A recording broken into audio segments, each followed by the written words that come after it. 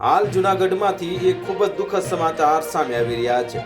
જૂનાગઢ જિલ્લામાં તમે સામાન્ય રીતે સાંભળ્યું હશે કે સિંહ જોવા મળ્યા કે સિંહ રસ્તા પર આવી ગયા, પરંતુ ક્યારેય તમે સિંહનો હુમલો કર્યો હોય તે વાત તમે સાંભળી છે ખરા?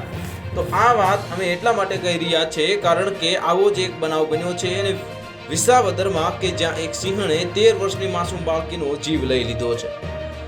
બનાવની જો વિગતવાર વાત કરીએ તો વિસાવદરના બરડિયા ગામનો આ બનાવ છે, જ્યાં એક 13 વર્ષની રાહલી બાટા નરસિંહ નામની બાળકીને સિંહણે ફાડી ખાધી છે, જેના કારણે જે બાળકીના પરિવારમાં શોકનો માહોલ ફેલાઈ ગયો છે।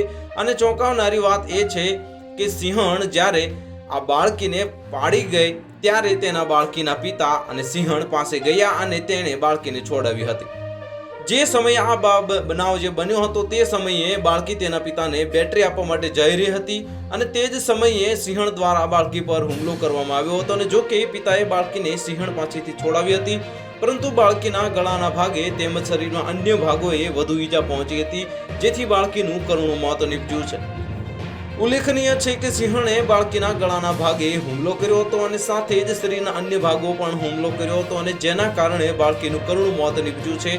જો કે જ્યારે સિંહણે બાળકી પર હુમલો કર્યો ત્યારે તેના પિતાએ તેને સિંહણ પાસેથી છોડાવી હતી, પરંતુ બાળકીને ગંભીર ઇજાઓ પહોંચી હતી અને જેનાથી અંતમાં તેણે આ દુનિયાને અલવિદા કહી દીધું હતું।